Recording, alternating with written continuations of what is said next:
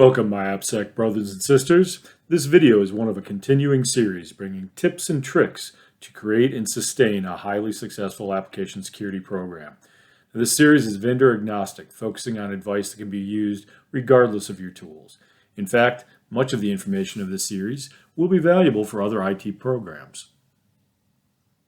My name is Chris Miller, and I've been in the IT game for quite some time now. I have a passion for paying forward the things that I've learned in my career, and I've created this channel to reach a much wider audience than the stakeholders in my immediate circle. Our learning objectives for this video include why a strong program foundation is necessary, characteristics of a strong program foundation, and what good looks like for each of the characteristics.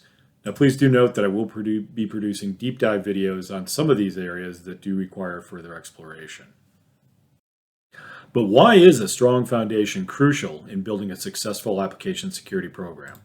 Well, first of all, it provides a mandate for action and to achieve the goals that are set forth in the program itself. It helps to reduce churn and disputes by setting a hierarchy of priority and expectations and providing some recourse when there are conflicts of interest, which are a bit inevitable. This, in turn, accelerates progress against the goals set, accelerates realization of the value proposition, and in fact will improve and give you a faster realization of your return on investment. So what are the key components of a powerful program foundation? Well, first of all, you must start with an established and robust governance, which includes a well-understood and working RACI.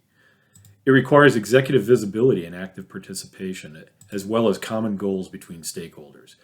You must start with an application inventory that is accurate in detail and quantity scope. And finally, you need to set expectations to design and build software to secure development best practices. Let's just explore each of these in a little bit more detail. So what do I mean by robust governance? Well, in order to achieve stakeholder alignment, you must establish your organization's goals for application security. Often this is going to be driven by regulatory and other business drivers where you must work with your GRC team as well as other SMEs to understand all of the external regulatory and internal obligations. You must document these into policies, standards, and guidelines. Your program charter must reference these policies and standards as its source of authority, as well as tightly align to all the applicable language and intent.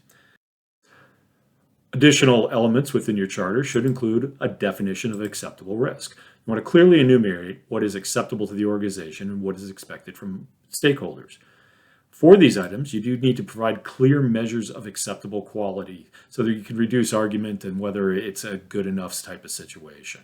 Finally, you must build into your charter an expectation for routine review and updating of the charter, as well as the associated policies and other supporting documents. A minimum of an annual review is considered best practice. Now, we really haven't talked about measures of success yet, and that's because there's really 1,000 different qualitative points that you can bring up, and it would be very difficult to cover them in a very general discussion like we're having today. So what it really does boil down to is having an accurate and current version of the documents that all align down to the detail, and making sure that you have an awareness communication plan that is in place and fully functioning to all stakeholders to ensure that you're reinforcing all of the expectations from your charter. So this is a good time to talk a little bit about RACI, but what exactly is it? Well, it's a system to define and promote understanding of roles in a project, program, or even an organization. RACI is really a crucial element in any IT endeavor. The acronym stands for responsible, that's the stakeholder who is executing the task of the function. Accountable, who is the stakeholder who approves and resources the task function and also judges the quality of the output. They're ultimately answerable for the output, the results. Consulted are stakeholders, SMEs, and others whose advice and input is sought. And lastly, informed, who are associated stakeholders who have some interest and should be updated on milestones and completion. So why do we bother to take the time to define these things? Well, primarily because it can very much assist in preventing disputes, duplicate work, and even gaps in work. Some of the best practices for RACI include formally documenting the matrix of people to tasks, and frankly, in an application security program, this should probably be done right within the charter. There should be an amendment process and routine review because new circumstances will arise and some things may not work real well and you need to reassign to different players or any number of different things can come up. You need to use commonly understood and accepted terminology so there's no vagueness. You do actually have to go through and do the assignment of teams and roles to the different tasks. The tasks themselves must have a certain amount of clarity in order for anything to work. And there does need to be some dispute resolution because it will happen. People will have different understandings even with the best intention. Next, let's talk about executive visibility and participation. The executive sponsor for the program must take an active part in order to achieve success. First of all, they're accountable for funding and resourcing to the level that is necessary to make sure that the goals of the program can be met. Next, we do need them to be a vigorous sponsor of the program. Now, what do I mean by sponsorship? Sponsorship is a very active and formal component to any successful program. Often we speak in terms of support, but support is a pretty vague term. So let's take a couple of minutes to define what I mean by sponsorship. First of all, sponsorship is a formal framework to drive success in programs and projects. It is a concept that includes executive and reinforcing sponsors. Now, executive sponsors have the authority and influence over all stakeholders in order to achieve success. Now, the CEO and the board can't be the executive sponsor for everything. So often an EVP or a C-level is the executive sponsor. Where they don't have overall direct authority, they have the political influence over peers to ensure that all elements of the program are executing as needed. Now, there's also reinforcing sponsors, who are basically all of the leaders between the executive sponsor and every stakeholder and contributor within the program. The failure of any reinforcing sponsor effectively breaks the chain to all of the stakeholders and target players beneath them. This will result in failure within the program. Now, there are three key elements to sponsorship. The first is that sponsors must express their expectations at each level and to each target contributor. The required action must be communicated in sufficient precision to ensure understanding. Next, sponsors must model the behavior they expect. Now, in the case of an AppSec program, perhaps this takes the form of prioritization and proper resourcing. Lastly, sponsors must reinforce the behavior they expect. This is the carrot and stick construct that can be informal or informal, deal with minor details or the overall strategy. In AppSec, the ultimate expression is to build security quality metrics into a developer's performance management plan. Now, this is a lot to take in. However, inadequate sponsorship has sunk more projects and programs than we can imagine. And you're never done. Breakdowns occur regularly and at a variety of reinforcing sponsorship levels, and these failures must be addressed via the defined governance process within your charter. Consequently, sponsorship isn't really a goal, but more of a journey that takes attention to grow and correct where needed. Now, all stakeholders in a program must share common goals. It is entirely too common for an application security program to fail to align goals between the stakeholders. All direct goals of the program, as well as related goals for other stakeholders, must be documented or referenced within the project charter. Closing the gap between current state and acceptable risk is the most common and most impactful disconnect on goals. So first of all, goals can't contradict one another. They need to be mutually supportive, and stakeholders must be known to one another and have established communication channels. Now, even so, there must be a dispute resolution body in place because there will be conflicts, and clear priority must be established where there are competing goals. Finally, unfavorable decisions to the application security program must adjust scope, resourcing, or timelines to fit the reality of the situation. Now, like sponsorship, goals are never really done. They evolve as conditions change, both favorably and adversely. Consequently, the measure of success is difficult to define. Provided you have a strong starting point, I would recommend at least quarterly review of your goals and the progress against those goals with your executive sponsor.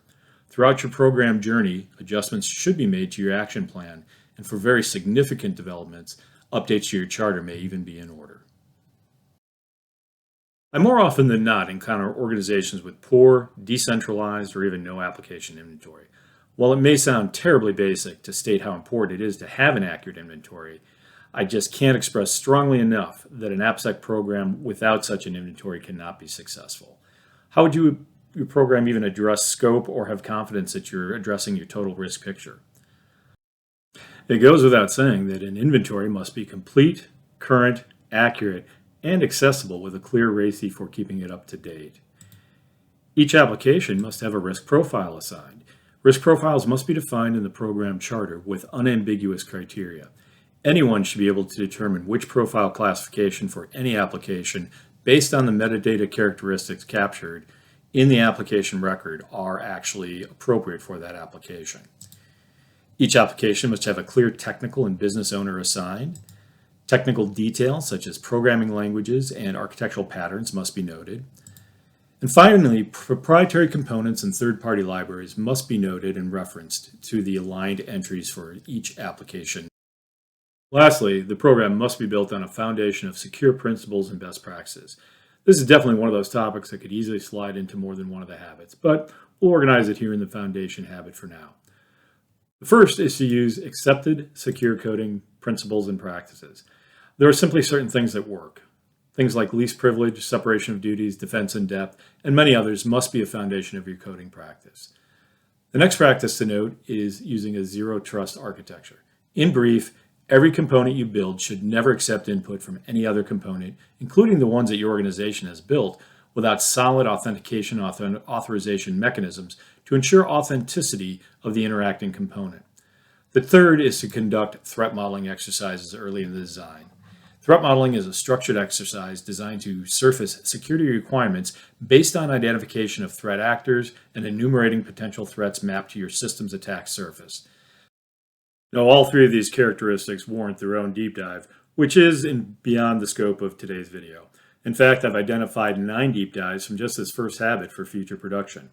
I will do my best to continue publishing these deep dives on a routine basis.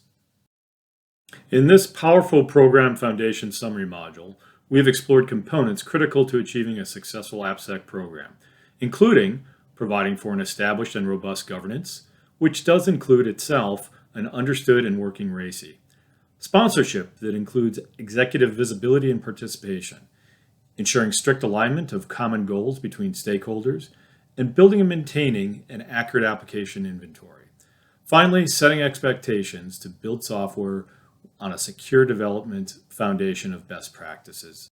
I hope you found this presentation useful. Please like and subscribe to the channel to ensure that you don't miss out on new content, diving into greater detail on these and other topics. Have a great day and keep the bad guys away.